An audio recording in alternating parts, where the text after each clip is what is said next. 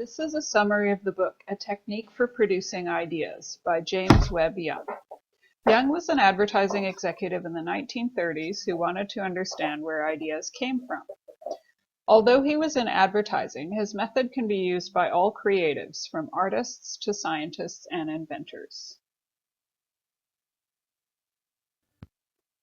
Young had observed that sometimes ideas magically appear on the surface of the mind, as if from out of nowhere. He compared this to tales of ancient mariners who would discover beautiful atolls in the South Seas, where the charts showed only empty water. Just as these atolls form through the work of countless coral insects building away beneath the surface, he began to wonder if similar invisible work were at play beneath the surface of the mind, during the formation of the idea. While many artists think of these magic moments as mysterious, random, or even sent by the gods, Young came to believe that they were the result of a step-by-step process. If we could master this process, we could produce ideas as reliably as cars were produced on the assembly line at Ford. Young began with the premise that all ideas are simply new combinations of existing elements. In this example, artist Brian Jungen has combined common plastic chairs with the image of a whale skeleton to produce a work that comments on the environment, waste, and what will remain of us. Therefore, creativity and the creation of ideas exist in the ability to see relationships between existing elements. Using these starting points, Young developed a 5-step process that he believed, if followed correctly, guaranteed the production of ideas. Step 1. Gather your raw material. For a writer, this might be anecdotes or character studies. For an artist, it could be images or facts about their subject. This is why the most creative people are often those who are endlessly curious about the world. Even unintentionally, they are always gathering material. Young suggested using index cards to record the raw material and creating a system, such as a catalog or scrapbook, where they could be found when needed. In our age, we can use technology for this, but I find sketchbooks are still a great tool for artists to record their ideas. Step 2. Start trying to fit the elements together in different ways. Young suggested that this process goes on in the mind. But as artists, we can do much of this work physically by sketching, doodling, sculpting, or collaging. The important thing is to keep working on it. This step is by far the hardest, but we must persevere. We may get snippets of ideas which we must record and keep track of, no matter how insignificant or crazy they may appear.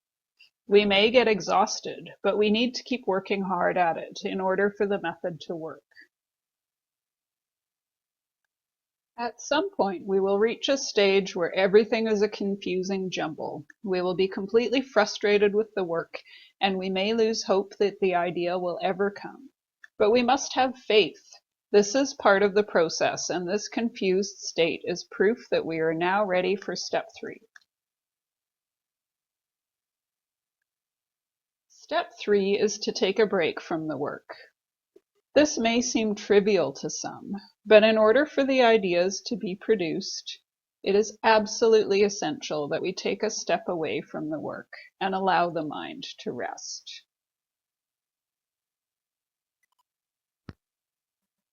Do whatever you need to do to relax, enjoy, and recharge. Go to a movie. Socialize with friends, listen to music, or go for a walk in the forest. During this stage, we are turning the work over to the subconscious, where the most exciting ideas are produced. Sir Arthur Conan Doyle knew this, and you will find Sherlock Holmes dragging Watson off to the symphony or picking up his violin in the middle of trying to solve a case.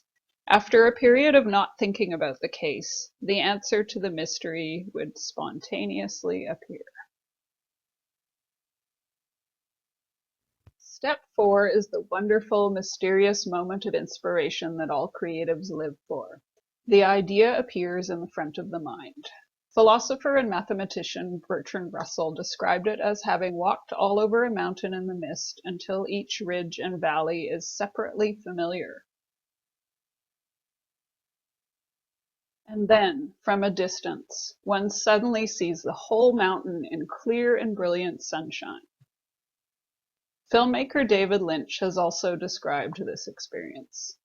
He says that when the idea arrives, it comes, like on a TV in your mind.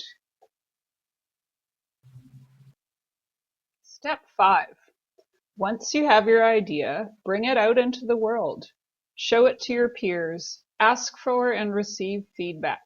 You may find that it is not quite as fully formed as you initially thought. There will be some decisions to make, and often input from others can help you make them. Create the work. Once you start creating the work, you may have the feeling that you are being guided by a higher force. I believe that this higher force is in fact within us. We bring elements into the mind, and the subconscious processes them in fascinating ways. After his book was published in 1936, James Webb Young received many letters from poets, painters, and scientists, all of whom had tried the method and found it had worked. The process may span hours, weeks, or even years, depending on your individual creative process. Although not all artists use this step-by-step process, many have their own version of it, and most will tell you how important it is to keep working to keep the ideas flowing. Isabel Allende has said, "Show up, show up, show up," and after a while the muse shows up too. I will end with another quote from David Lynch. "We don't do anything without an idea, so they're beautiful gifts. And I always say, you desiring an idea is like bait on a hook. You can pull them in. And if you can catch an idea that you love, that's a beautiful, beautiful day."